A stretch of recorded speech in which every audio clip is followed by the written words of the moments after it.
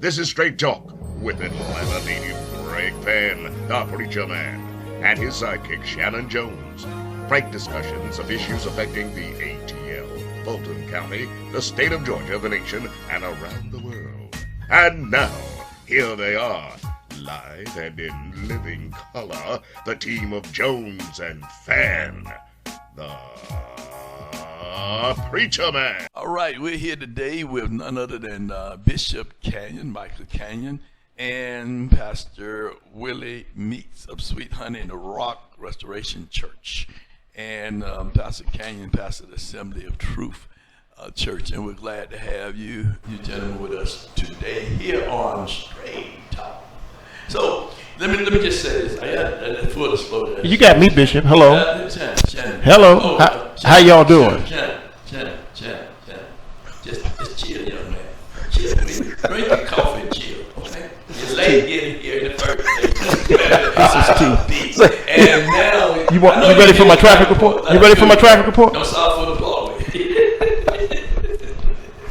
All my life I had to fight. All his life he will fight. But I'm full disclosure, I want to just share something with you. Pastor Canyon, I've been knowing him, since the 80s. Since the 80s. He started his church back in the 80s. I started Liberty back in the 80s. And I was on WYZ radio. And so I've been knowing Pastor Canyon for a lot of years. He was a young man like me. Now we're older men. You are the young man. I'm middle aged, so if you're older than me, you know I'm middle aged. Yeah, okay. Say what you want to say, young man. Drink your coffee. Yeah. And Pastor Meeks, we're glad to have you guys to join us today. You know, we've been, Shannon had a vision. God had laid upon his heart. Better way to say it. Yeah. Like surgery with candles. And you have been doing this work already. But just tell people a little bit about you, and then Pastor Meeks, I'll let them tell them a little bit about you, your church and your ministry, and then we'll go back to talk about what you're doing in your community as it relates to violence. First of all, thank you, Bishop Fan, for just allowing me to be here and just giving me a voice to articulate what is in my heart and the heart of our church as well. But I just felt like as a church, we had to do something. Raise our voices against this violence, because we're seeing so much of it. So many young men have lost their lives, and women, until I felt like we had to do something. So we had an outdoor prayer service. That was a message, and it was a powerful service. And moving forward, we just look forward to working with you all to see what we can do collectively to make some impact, because I believe we can.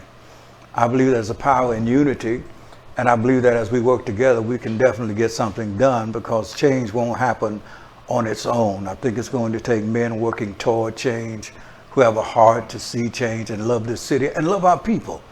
I think it's hard to see and hear what we see and hear every day about the death and violence, and you not be hurt and your heart is not pained. I'm a father, I'm a grandfather. My children are growing up in Metro Atlanta. So I have a vested interest in doing whatever I can do to work toward change in this city.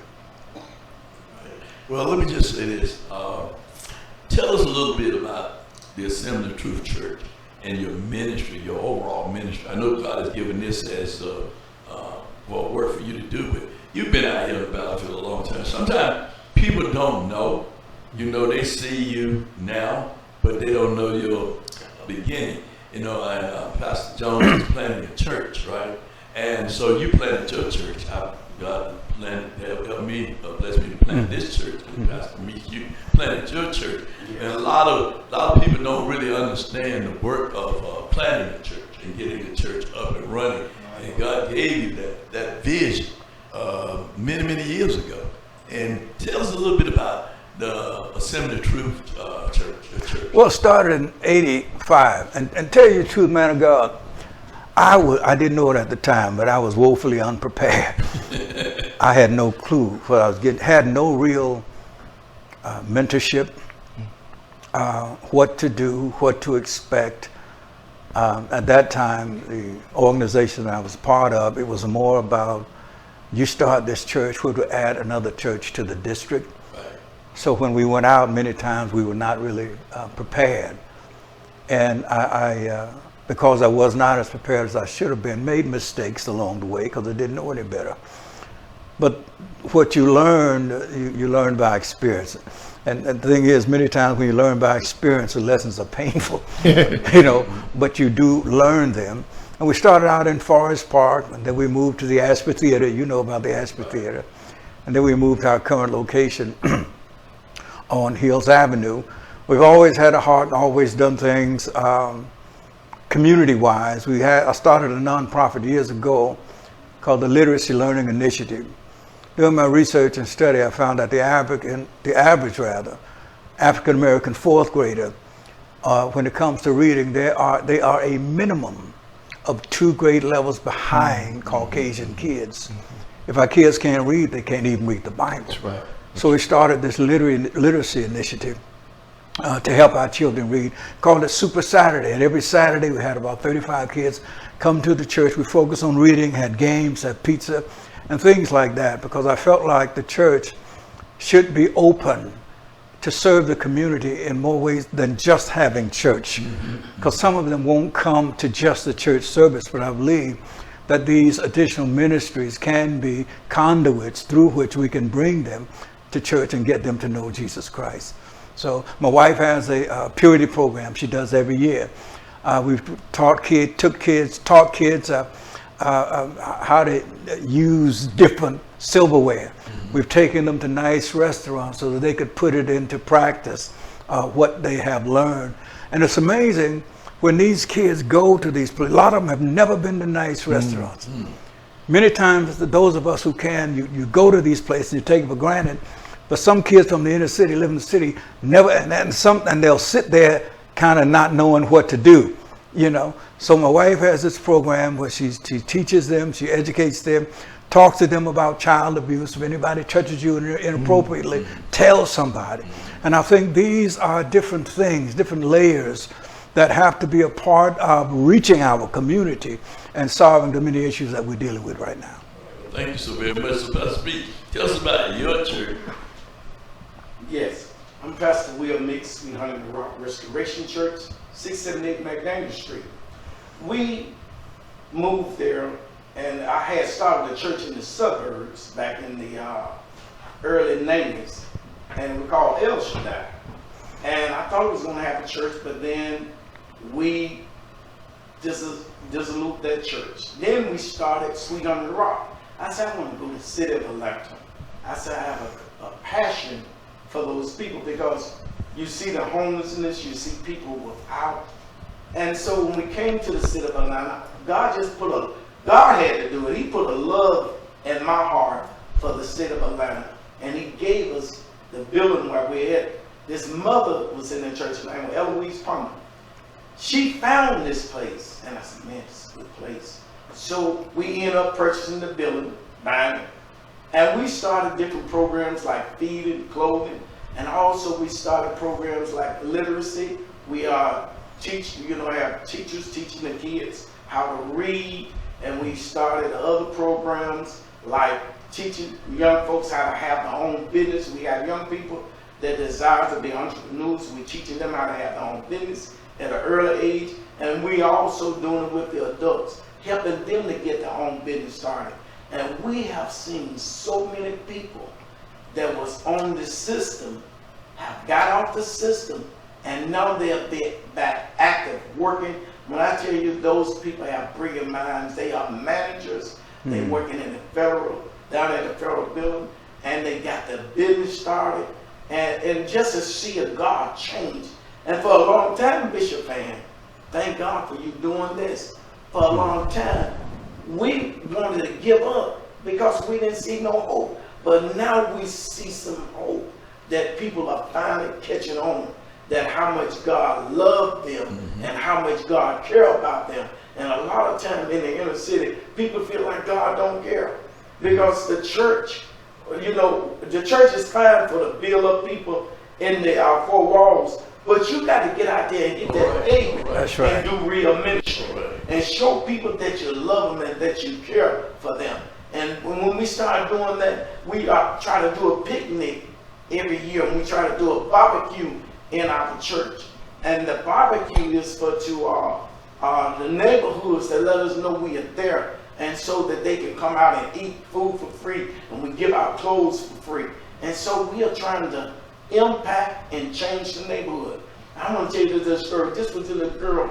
She was in the back of the church, and her mama, her grandmother, her mama was in jail, and her father was in jail. So they was on drugs, but this little girl didn't have anything, Bishop. She was going to want to go to the graduation. We got her gown, we got this, we got that for her, bought her shoes, and she was so happy. Now this same young lady I'm talking about, she caught a hold to the vision about serving God. At 25 years old, she bought a townhouse. That's the kind of stuff that makes you feel good to see when young people catch hold of God and want to live for God. Amen. Right, Shannon, I'm going to let you take him here. I'm going to leave the set, and I'll let you take it. I'll be right back, okay? After you get through with your commercial message. Well, matter of fact, you know what I'm going to do? Young man get to stay on the set. We're going to break for a commercial message, and then the young man come back to talk about the night with that.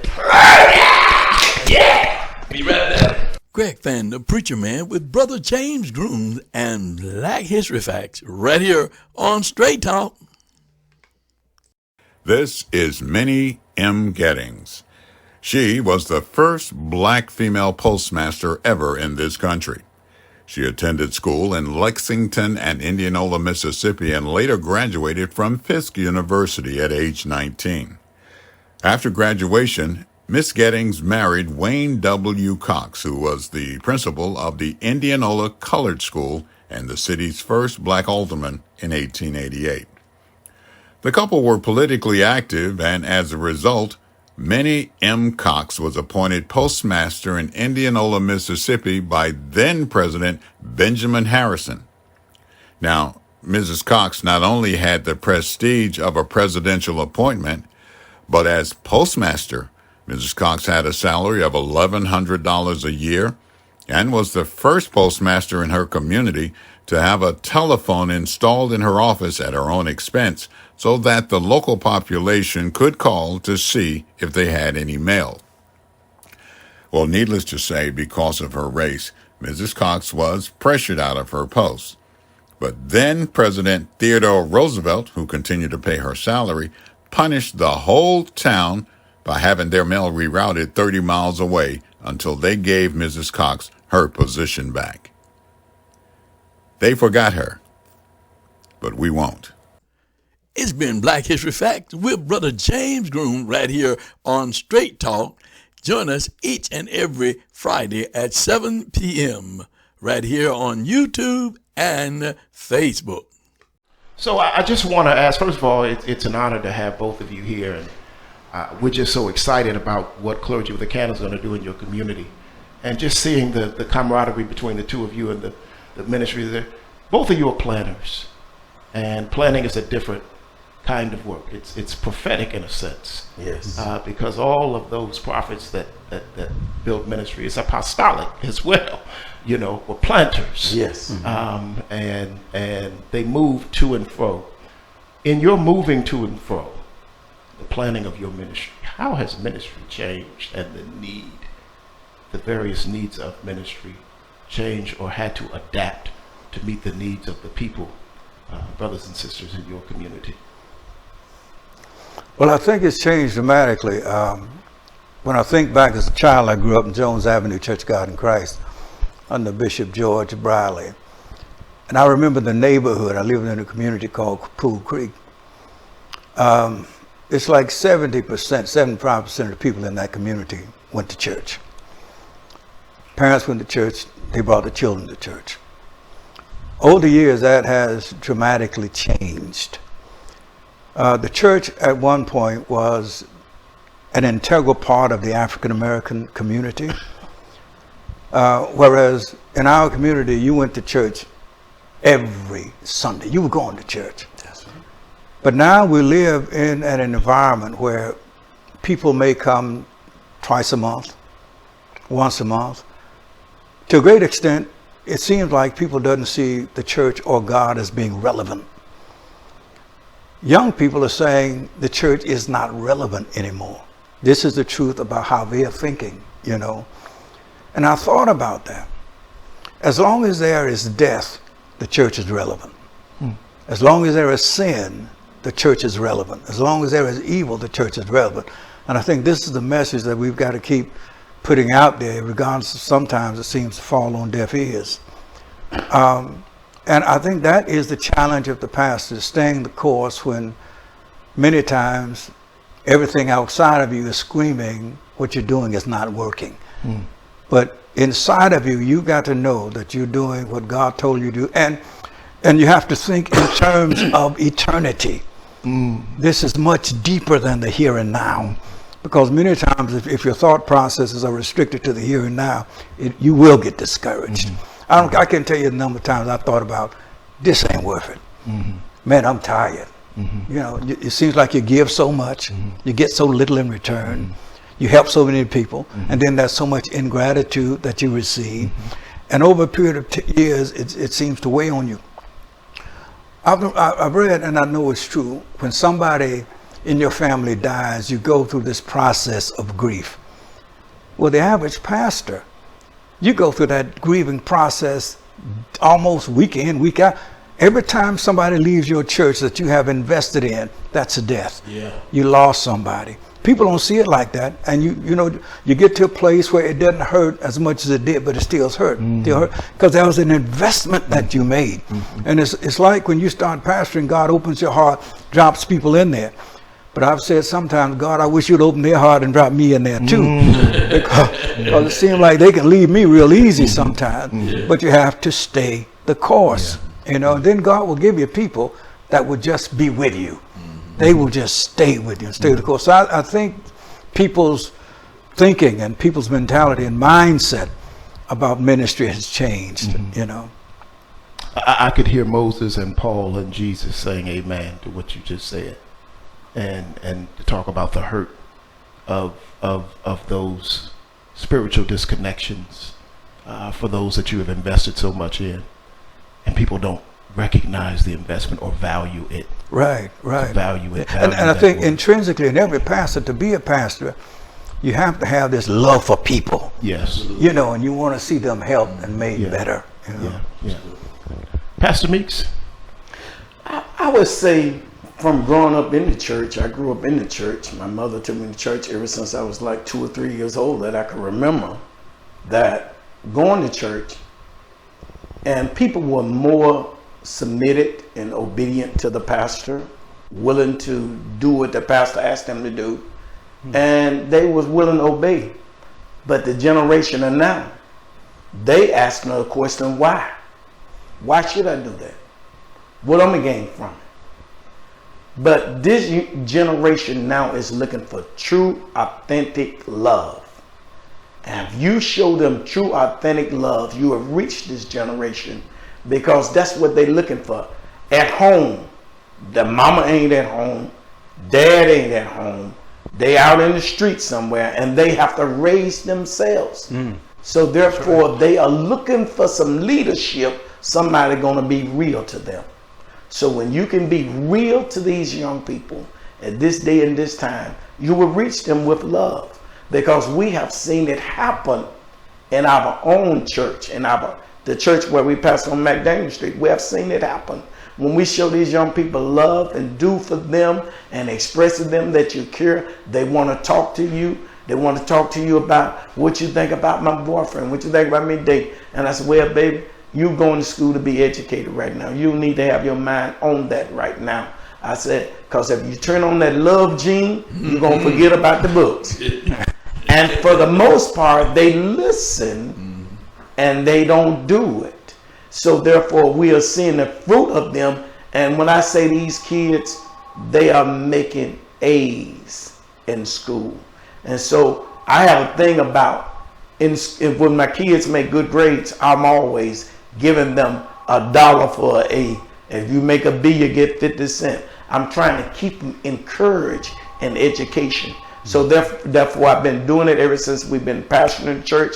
is just showing them love and reaching out to them. And so they tend to fall back in respect. Well, Pastor, I got my grades together, and other kids, it inspired them to want to do better. And they said, Pastor, I got A's. Pastor, I got my grades up. I said, okay, son, what you got? Well, I got some B's. I said, son, okay, since you did that. And all of them are not going to be A students. So you're going to have to work with them where they're at and show them that love. And our young men there, we have them working in the church, doing things behind the scene, working in the sound room, working on the camera. We have them doing things so that they can be involved, and they love it. We have young ladies over the sound room and over the typing. They just doing different things in the church. And the more we involve them, the more it becomes ingrained in them, and the more they love God. Because our whole purpose is to aim our children to God. And then I tell them, I said, I'm able to do this because of the love of God in my heart for you. If it hadn't been for God, I wouldn't be able to do this for you. That's right. I said, God is the main purpose of everything we do. And so those kids, they tend to respect us and have love for us. And we're older now, because when we started out, we were young people. But now I understand what young people go through. The peer pressure from school, want to be like this, and gangs coming at them. And so we have to deter them. We used to have what we call a Friday night service, so young people could come out from college and they can just come out, and they like loud music. And so we let them have a church so they can get in there and bump their music loud if they want to, for to have a good time in the Lord. They playing gospel music and they just shouting and jumping in. And they just speaking loud and singing loud. And that's what young people like to do. And so sometimes you just need to give them a release. Yeah. So they can begin to go forth. So we have saw fruit from what we do, because we try to understand this generation, how to reach them, because we want to be able to be all things to all people, like the Bible says. As a young planner, I just want to say that if I was one of those kids in your church and brought you my report card, you said that A was $1. Yes. B was 50 cents. Yes. I brought you my report card. I'd have to give you some money. Young man. Hold it, young man. Your dad is listening. Your dad is watching the program, right? you know your dad's watching the program. Hey, Dad. Hey, Dad. What he do? And what he say? But calling you up. He about to beat me. Can you all get over here? Listen, one of the things that I do want to just deal with, and the ministry. We talk about the ministry and how it changed, the church has changed. Yes. What do you guys believe the prosperity ministry has done to damage the church and to cause people, young people especially, not to value the church or look at the church as we did when we were coming up? Boy, that's a mouthful right there.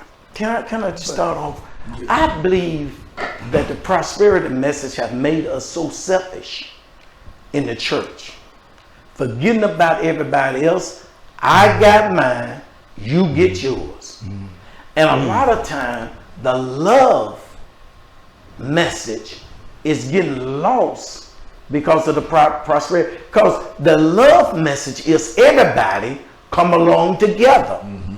But the prosperity message, it causes you to separate, and I got to get my own. Well, God gonna do it for you, he gonna do it for me.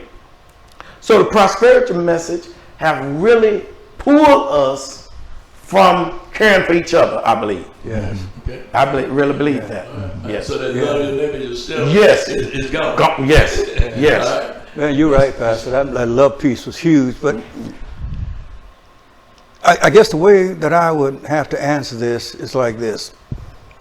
In the early days of the church, after Jesus rose and revealed himself to the disciples, up until about 300 years after that, the church grew. But here's the thing. In spite of them being martyred, in spite of them being boiled in oil, Yes. in spite of them being skinned alive, Yes. it grew. Yes. Because at that point, That's the excellent. only people who would be Christians are people who genuinely believe that Yes. Jesus Christ was Yes. Savior. Yes. Anybody else? I don't want to be a part of that because the cost is too high. Yes. When Constantine, when Christianity was made the national religion, then it became the thing to do. If you want to get promoted, you got to become a Christian or say you want. All right. So now the dynamics change. Yes. So now you have a lot of people saying they are Christians because they want a better place in government, because they want these good connections. Yes. There was no sacrifice to it. Then I think that's when the church started to do this right here, because that level of compromise. Yes. It minimized our effectiveness and the purity in the hearts of those who initially Wow. were in the church was no longer there. Wow. And we have seen that happen throughout the years. That brings me to the prosperity piece. In the 80s, that prosperity piece was huge. Yes. And the message was not come to Jesus because you are a sinner. Come on. It's come because you can get some money from it. Oh my God. It's come because he'll bless your pocketbook. He'll Yes. bless your wallet. Yes. So like at the 300s AD, people were coming for the wrong reason. Yes. If you don't come to Christ because you know you are a sinner who needs to be saved, Yes. then how can you be a Christian? Yes. You can't come to the Lord. He'll bless you with, and that I understand perhaps abundant what life. they were saying. Yeah. The abundant life. Yes. But it was not a balanced message. Right. All about the money. Right. Yes. All about the money. And I mean, that's attractive to people who ain't got no money. Come on. Just like the drug dealer life, Come on. the bling, the cars, the girls. That's attractive. A young man grew up in poverty, ain't never had it. He said, I want to be that. Right. And we had generations of kids saying, I want to be a preacher. And that's right. Oh man, you see that? God, on. not understand. I'm not saying that God didn't want you blessed. I'm not saying that. If you're reading that into what I'm saying, that's not it. That's But right. I am saying that there has been a preoccupation with money that has become maximized, and Christ, our Savior, has become minimized. Well, one of the things that, and I said this, people said, you said you're a Christian. I said, no, I mean, because to say that I'm a Christian, the title of a Christian now is tainted. So, like you said, I'm a believer. I believe in Jesus. Yes. I believe in Jesus. I believe in the message of Jesus. I believe in the message of Christ, right? So I tell people I'm a believer. When, I forget his name, but the church, when he started the Believers Church out on Hamilton Road. Oh yeah, I know. He died some years ago. Yeah, well, McNair. And I was like, the Believers Church. I think he had something then, because the thing was changing, like what you're saying. He was moving people away from the word Christian to the word believer. Yes. I believe in Jesus. Yes. Because just what you said, people who say they're Christian, they lie, they steal, they do everything under the sun, under the banner of Christian. When we look at our political system, and we look at people who sit at the demon domes, as I call them, they profess to be Christians. You know, even the orange man, profess to be a Christian, but he goes and stands in front of the church with the Bible Orange upside man. down. But he's a Christian. You know what I'm saying? I mean, so when you look at Christian versus believer, I believe Yes. that Jesus lived. I believe that he died. I believe that he's coming back again. I believe in the message that he teaches to love you one another as I have loved you. I believe that. And I believe what he said, whatever you do unto the least of the less of the law, if you don't do right by them, you go into hell. I believe that. I believe that. That's why I do what I do. Because I'm practicing that message. Love your neighbor as yourself. Will I kill myself? No. Because I love myself. So I have to love my neighbor. Yes. You ain't gonna do nothing to me and make me so angry that I want to take your life. Yes. Based on the fact I love you because I love myself. Yes. You know, I'm just saying this, but I'm a believer. That's who I am. I'm a believer. Yeah. And see, you hit something that I think a lot of people don't know, Shannon, in terms of the history of Christianity and what happened in the 80s with the Christian message. It became a message of prosperity. I would use this to get promoted to a job. I would use this to get elected to an office. I would use this to better further gain for Yes. myself. but forget the people in the process, because going back to your message, it's about me. Yes. Because you got people say they're Christian, they hate, they jealous, they're envious, they're greedy, they're selfish. All of those, but those are the attributes of sin. But you say you're a Christian. But you say, I hate that brother. Come on. What? But you say you're a Christian. You say you're a Christian. There's a song they used to sing in the church. Say, and they'll know we're Christians by our what? Love. Yeah. But you can't say you're a Christian and then don't love. That's right. That's why I said I stepped away from the word Christian and just said I am a believer, because I believe in Jesus Christ, and I believe in the words that Jesus told us to do, and that's to love one another as I have loved you. And that's what we need to move to. And as you said, if you love your brother, you're going to kill him. If you love your brother, you're going to feed him. You're going to do what you're doing. You're going to clothe him. You're going to teach the kids literacy, how to read. You're going to teach people how to better themselves. And not only better themselves, not making it selfish. You're not bettering yourself, but when you're helping others, you are helping yourself. Mm-hmm. That's right. When you're helping other people, you're helping yourself. That's right. But that's lost in the whole message of Jesus Christ. And this thing that we're doing, that we're going to do, that God has given you the vision to lead us in this vision of the light of clergy with a candle. There's believers. See, it's got to be believers out there that believing in this. That believing in Jesus. Not Christians. That's right. But people believe in this, because Christians going to be like, no, I don't think I want to deal with that, because them hoodlums out there, them thugs out there, but Jesus didn't come for the saved. He came for the lost. That's right. That's what he came for, the lost. What I see us doing, and what I see both of you doing in the community, is when Jesus approached the brother that was chained and cutting himself and screaming and demonic. And society had placed him in an area that kept them saved. Yes. From the pain and the hurt of his reality. Yes. And Jesus went and addressed the systemic problem. Said, our name is Legion, for we are many. So the demonic attack that was systemically holding this man in this place was many. Mm-hmm. Bishop said, if I love my brother, if I love myself, then I'm going to love my brother. If I wouldn't kill myself, then I wouldn't kill my brother. What do we say in this generation when we have young people and middle-aged people and old people who are spiritually dead? Otis Moss calls it the soulless generation.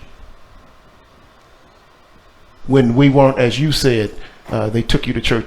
You had a drug problem. They drug you to church. That was a drug. Drug you to church. Drug, man. You thinking we could not do anything if we didn't go to church. Yes. Yeah. I don't care if you didn't do nothing to go to church and be in the church. Let me tell this story. True story. Yeah. When I was a kid, I grew up in West Elm Street Baptist Church on the Reverend Abernathy. We sitting up in the bathroom, right? So I'm in church, but I wasn't in church. Because I was sitting up there sleeping. And I guess I was snoring kind of loud. He said, somebody wake Greg up. I was in church, but I wasn't in church. But being in that place, it was stuck in that building with That's what I'm saying. It was poured into us. Come on. These values. But if they're not exposed to it, and they're exposed to the televangelists, those people who are giving them this false sense of hope. But they're not even hearing that. They're not. The brothers that we are talking about and the sisters we're talking about, they're not hearing none of that. Yes. And so I can kill you. Yes. Right. Because inside of me, I'm just waiting. When I started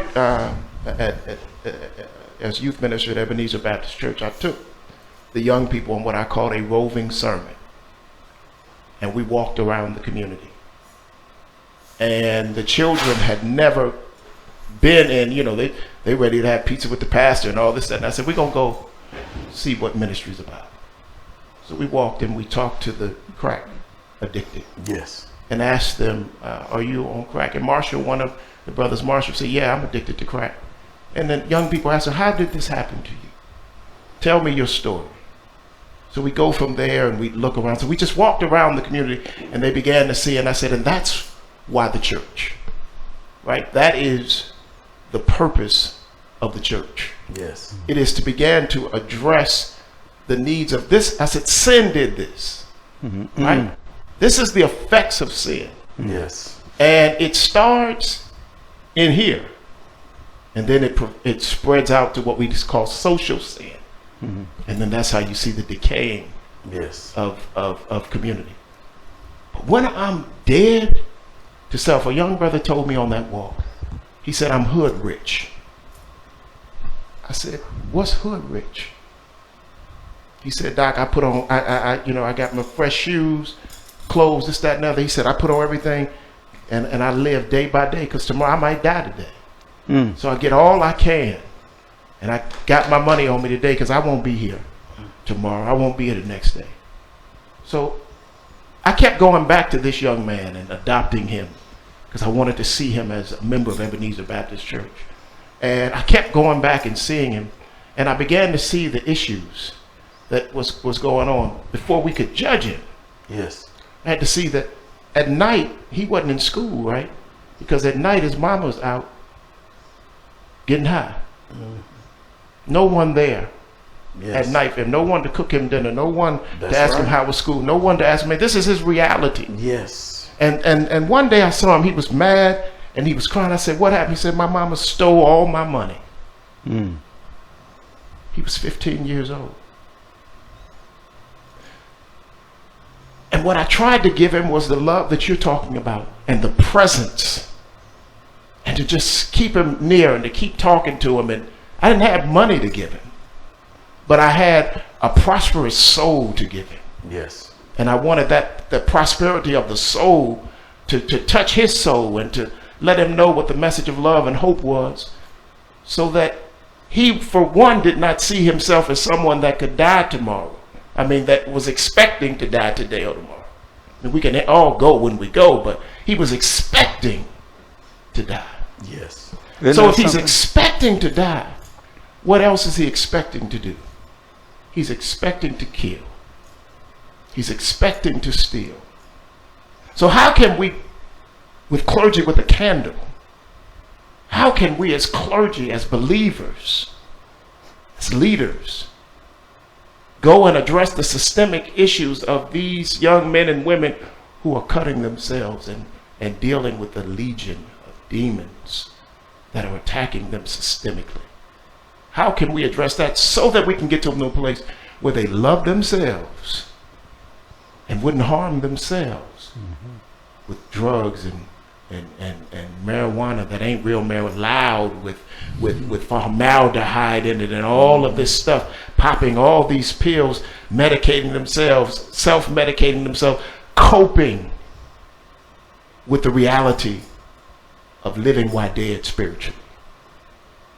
How do we do that? So that we can get them to a place where they love themselves. And so they're going to love their neighbor. I wouldn't hurt myself, so I wouldn't hurt you. How can we do that? Gun buybacks don't do that.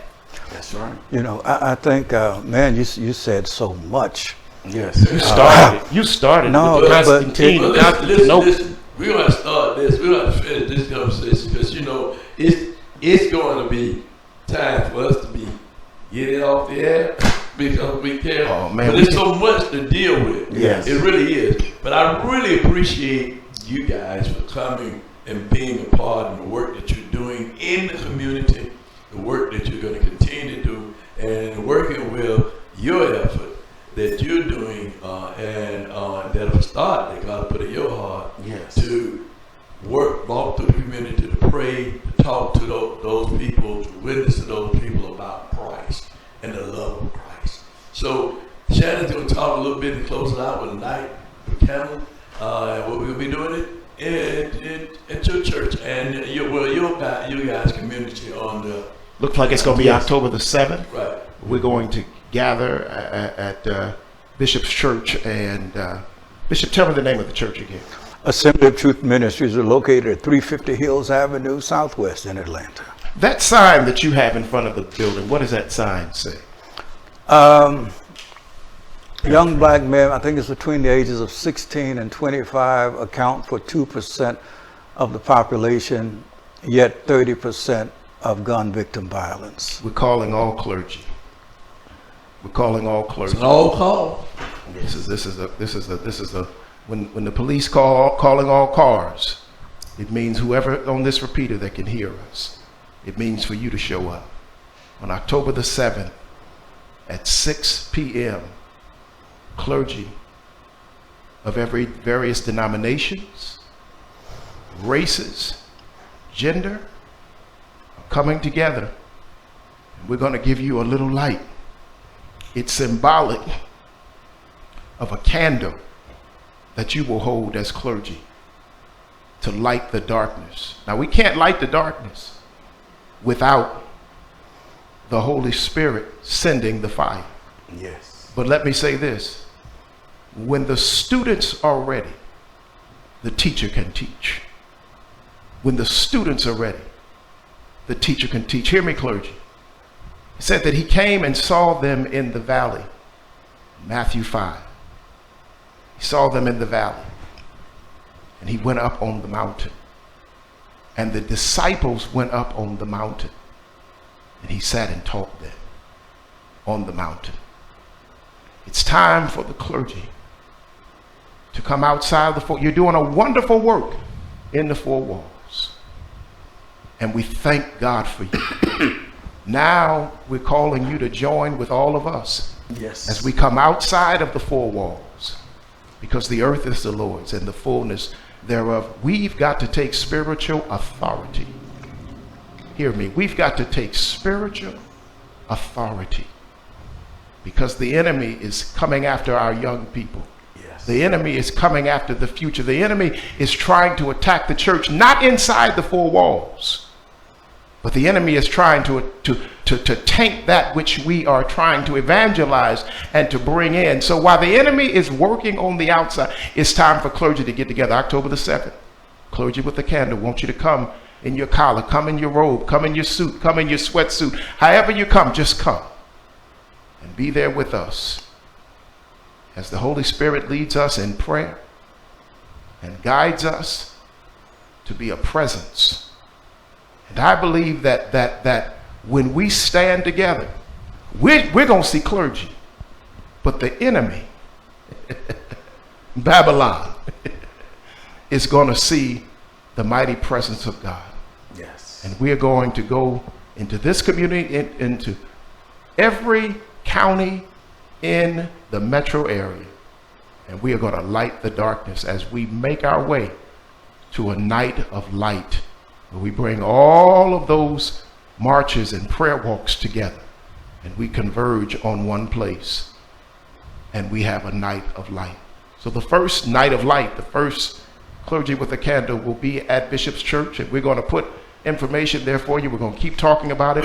But clergy, if you're not clergy, and you know clergy, get on the phone and say, y'all need to get down there with Fan and Jones and Canyon and Meeks and McDonald and all these others, and Woodrow Walker, as we do the work that the Lord has called us to do, to love the people, to preach the word. Sometimes in our preaching, it says sometimes use words, but people would rather see a sermon than hear one every day. And we got a sermon coming on October the 7th, as we pray together, as Rabbi Joshua Heschel said when he marched with Dr. King. He said it felt like his legs were praying. Come on, clergy, we need some praying legs to be with us on October the 7th. Well, thank you so very much. Join us October the 7th. If you want more information, all you have to do is email me at fan922@comcast.net, or you can call 443-080795. Love for you to be a part of Clergy with a Candle. Thank you, Pastor Canyon, for Bless you. coming. Thank Thank you. you, Pastor Meek, for coming. And till next week, you've been in tune to nothing but what? Straight Talk. Want to be a guest on Straight Talk? Email Greg Fan at FANN922 at Comcast.net or call 404-308-0795. Join us again for another episode of Straight Talk with Shannon Jones and Greg Fan, the Preacher Man.